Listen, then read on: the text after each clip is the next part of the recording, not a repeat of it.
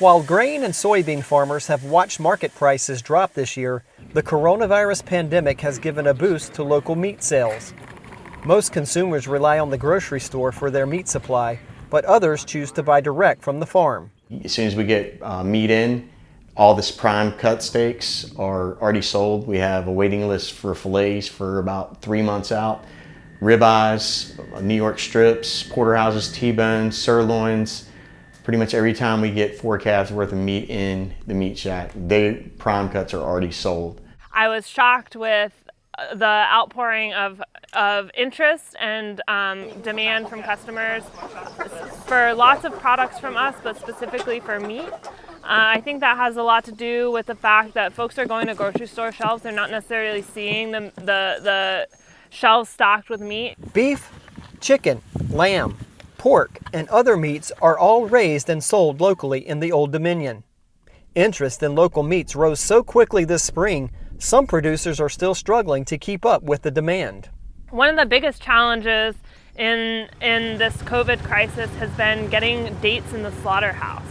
So our processor, we use 2 different processors, one for beef and one for pork.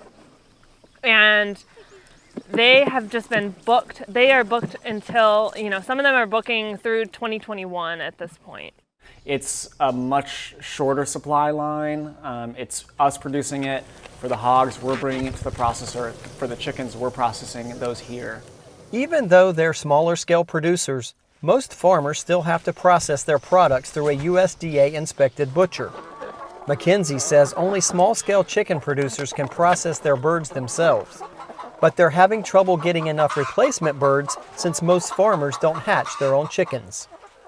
The problem with that is, it takes 6 months to raise a pig from piglet to harvest. And so, and beef, it takes 2 years to raise from a calf to full harvest weight.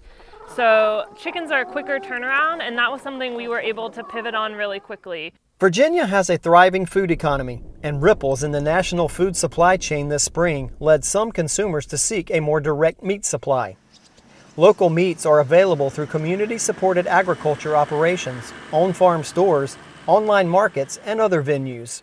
By direct marketing our beef right to the customers and using a smaller USDA processor, we're able to kind of eliminate the middleman, and it has been a tremendous blessing for us. Like the rest of the country, local meat producers don't expect the pandemic to last forever. In the meantime, they're pleased to pick up a few new customers. There's a lot of farms in the area that are producing high quality pastured meats, especially here in Virginia. There is a lot of really quality meat out there if you start to look for it. The number of small beginning farmers has been growing in the Old Dominion over the past decade, and many have found a home in the local foods movement. Zach Cushing is a Virginia Tech agriculture major who has been working at Coastal Cattle for 6 years. We only started up cattle a couple years back, and we've been growing, and then we started selling meat, and it's been doing really well. Hopes and dreams is to stay. With this Coastal Cattle, and I don't know.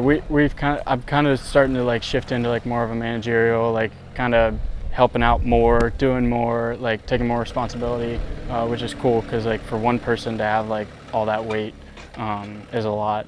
All the people that work here are just absolutely phenomenal young farmers. I myself am a young farmer and just want to encourage people to continue to explore their own relationship with food, whether or not you're growing it or consuming it. I think it is a relationship. If you're interested in purchasing locally raised meat, visit a farmer's market and ask around, or visit virginiagrown.com and search for a farm near you. I'm Ricky Gibson reporting.